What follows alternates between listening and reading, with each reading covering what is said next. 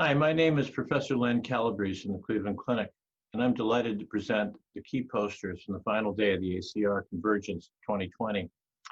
I'd like to thank those who have watched our highlights over ACR. For those who haven't, you can catch up on the whole Convergence on cytokinesignaling.com or on YouTube at Cytokine Signaling Forum. There were two posters of interest in SPA, including psoriatic arthritis. So I'd first like to highlight Professor Atul Deodar's study of the one-year effects of UPA in patients with AS. So we know that already in short-term studies that UPA was beneficial in NSAID IR patients with AS. So this is an interim study to report an efficacy and safety through 1 year. And basically it showed that efficacy was maintained or continued actually to improve in the UPA group. And patients switched from placebo to UPA for rescue showed similar speed of onset and magnitude of response as those initially randomized to UPA. There were 14 SAEs observed with 15 SAEs leading to discontinuation.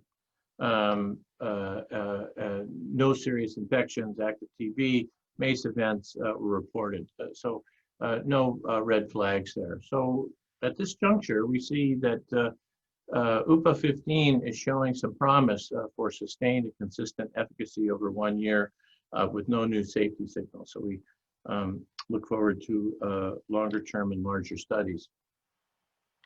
The next poster I'd like to highlight is from our steering committee chair, Professor Ian McKennis.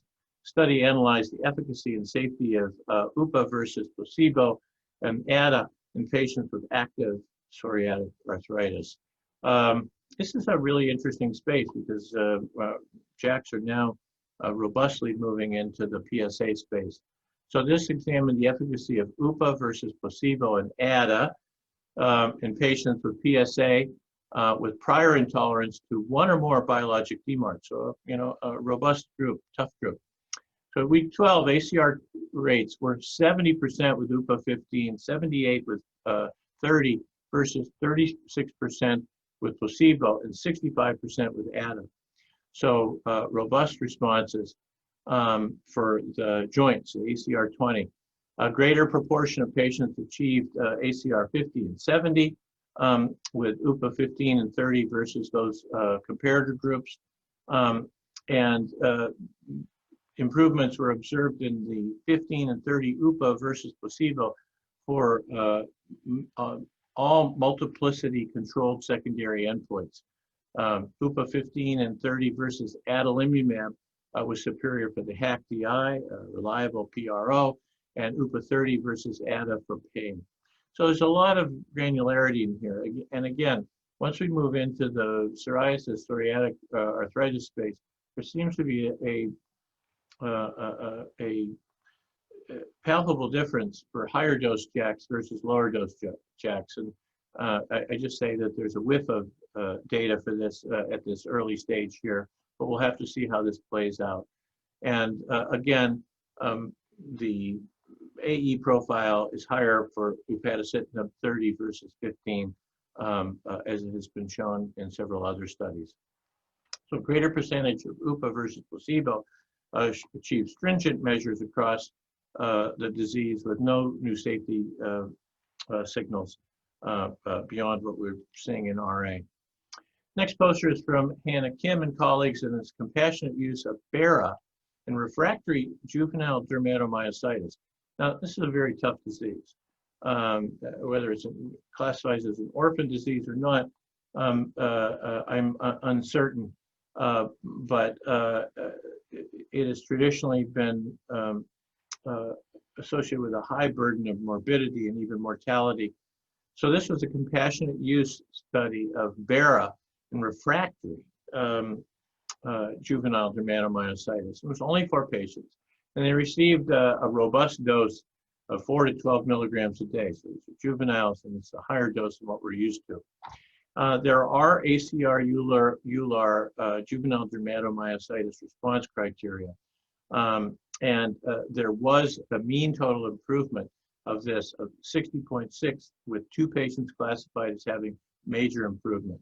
I'm not, I don't have a granular familiarity with this, but recognizing major improvement is good. These 3 patients had reduced prednisone dosage, which is often the Achilles heel in treating JDM, and interferon biomarker that has been identified in this disease, and probably part of the preclinical rationale for their use, decreased, and no serious adverse events. So this is promising, and we look to larger studies to see what is happening. In the new therapies and strategy session, there was an interesting poster analyzing another class of kinase inhibitors. This is BTK inhibitors. As you know, there's a number of BTK inhibitors with different PK, different PD, reversible, irreversible. This is called evobrutinib in patients with RA, and it's by Dr. Charles Peterfi and colleagues. And so BTK is involved in multiple signaling pathways, both B cell and other adaptive cell lines.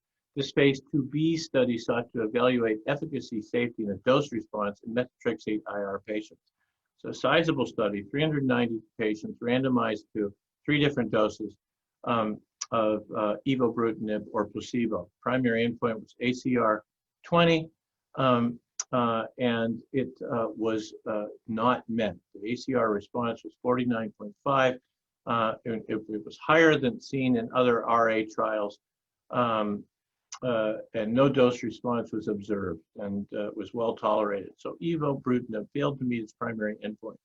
Now, if we go back and kind of, wring our hands about this and look at other BTK inhibitors, these all have had biologic activity, and there are numerical increases. Some of them have reached statistical endpoints, but none of them are lights out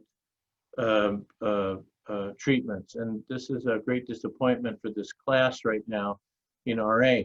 But, the bar is set very high. We have incredible drugs with our T-cell, B-cell inhibitors, cytokine inhibitors, and all this data on targeted synthetic DMARDs showing, even statistical improvement over TNF inhibitors, as we've seen for upadacitinib. So we've hit the pause button on BTK, I think, for a while. So I want to thank you for tuning into this final edition of the CSF Daily Highlights. Hope it's been informative to you. CSF is providing extensive coverage of ACR Convergence 2020 on the CSF website. Follow this on Twitter. You can find highlights of the whole convergence on our website, cytokinesignaling.com, and on YouTube at Cytokine Signaling Forum. Come back and see us often. Thanks.